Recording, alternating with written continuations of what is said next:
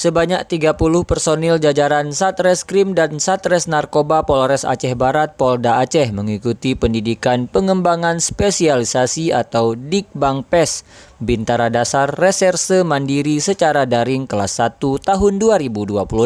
Kegiatan tersebut dibuka secara virtual oleh Kalemdiklat Reserse Polri Brigjen Pol Ade Rahmat Itnal SIK MSI. Peserta yang mengikuti pelatihan tersebut dari 25 personel Satreskrim dan 5 personel Satres Narkoba Polres Aceh Barat. Kegiatan ini merupakan gelombang ketiga Dikbangpes tahun 2026 yang dilaksanakan secara serentak di seluruh Indonesia melalui sistem daring terpusat dari Mabes Polri. Kapolres Aceh Barat AKBP Yogi Hadi Setiawan SIK MIK melalui perwira pendamping Diklat Polres Aceh Barat Ibtu Bagus Erdiantoro STRK MH mengatakan pelatihan tersebut bertujuan untuk meningkatkan kemampuan dan mengasah keterampilan personel reserse dalam mendukung tugas penegakan hukum. Jadi tujuan dari Dikbangpes ini sendiri adalah untuk melatih dan meningkatkan kemampuan serta mengasah skill,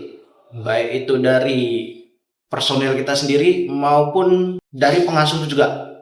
Jadi ini memang langsung sistemnya terpusat dari Mabes yang dilakukan secara daring. Untuk tahun ini spesial karena dilakukan langsung seluruh Indonesia serentak melalui Zoom meeting. Kegiatan pendidikan tersebut dijadwalkan berlangsung selama 1 bulan dengan melibatkan personel dari berbagai unit di lingkungan Satreskrim, mulai dari unit tindak pidana umum, tindak pidana khusus, tindak pidana korupsi, pidana tertentu hingga unit perlindungan perempuan dan anak atau PPA. Ibtu Bagus berharap pelatihan tersebut mampu meningkatkan performa personel sekaligus menyatukan persepsi jajaran reserse dalam pelaksanaan tugas di lapangan. Reporter RRI Melabuh Tama Maulizar melaporkan.